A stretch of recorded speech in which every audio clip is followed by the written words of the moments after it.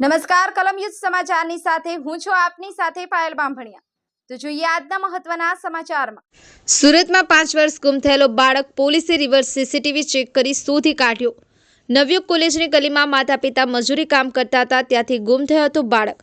અંદાજિત બપોરે 12 કલાકે બાળક ગુમ થઈ જતા પરિવારે પોલીસને જાણ કરી હતી।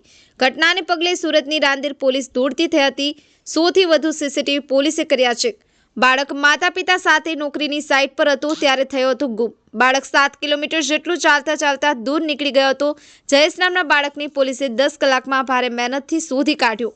રાંદેર પોલીસે સીસીટીવી અને 4માં લોકોને ફોટો બતાવી કરી હતી શોધ। રાંદેર પોલીસે ક્ષેત્રપાળ દાદાના મંદિર પાસેથી બાળકને શોધી કાઢ્યો હતો। બાળક ચાલતા થાકીને સૂઈ ગયો હતો। પોલીસે બાળકને પરિવારને સુપ્રત કરતા પરિવારે પોલીસનો આભાર માન્યો। કલમયુદ્ધ સમાચાર સુરત।